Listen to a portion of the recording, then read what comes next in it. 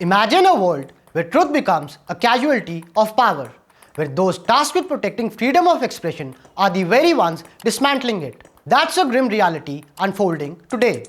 The latest World Press Freedom Index from Reporters Without Borders paints a disturbing picture. Political forces, instead of campaigning press freedom, are actively working to suppress it. One of the key indicators, the political score, has taken a global nosedive, dropping by an average of 7.6 points. We are seeing a coordinated assault on press freedom through harassment, censorship, and disinformation. Journalism, a cornerstone of democracy, is under siege. Consider Gaza, where over 100 Palestinian journalists have been killed since October 2023, 22 of them in the line of duty. Or take Argentina, where the newly elected president Javier Milei shut down the country's biggest news agency in a symbolic attack on media independence. Around the world, governments are tightening their grip from blocking online platforms to spreading propaganda. Let's unpack how this erosion of press freedom is shaping our world and threatening democracy itself.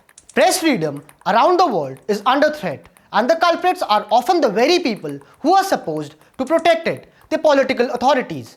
The latest World Press Freedom Index from Reporters Without Borders shows a worrying trend.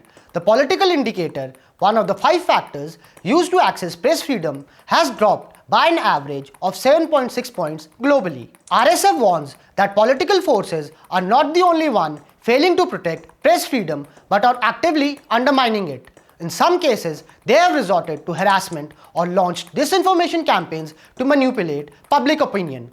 Journalism, which is essential for democracy and political freedoms, is being systematically attacked. Take the war in Gaza. For instance, since October 2023, it's become one of the deadliest places for journalists, with over 100 Palestinian reporters killed, including at least 22 while on the job. This highlights the lack of political will in the international community to enforce protection for journalists, despite existing frameworks like the UN Security Council Resolution 2222.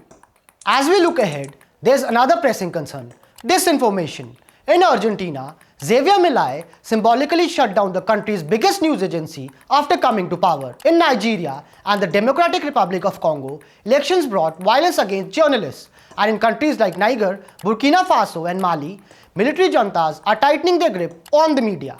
Technology is making things worse. Generative AI, like deepfakes, is being weaponized for political gains. A recent example from Slovakia's parliamentary elections saw a journalist targeted with an audio deepfake designed to sway away voters. These attacks add a new layer of complexity to an already challenging environment for the media. Meanwhile, governments are increasing their control over social media and online platforms. In Vietnam, journalists who express their opinions online are almost guaranteed to end up in jail. In China, the government remains the world's biggest jailer of journalists and enforces strict censorship to suppress any content it deems sensitive. Some political leaders are going even further, taking over media outlets to control the narrative. In Italy, a member of the ruling coalition is trying to acquire the country's second largest news agency. It's a clear attempt to consolidate power and influence public opinion. Disinformation campaigns have become a political weapon in much of the world. RSF found that in 138 countries, political actors are frequently involved in spreading propaganda.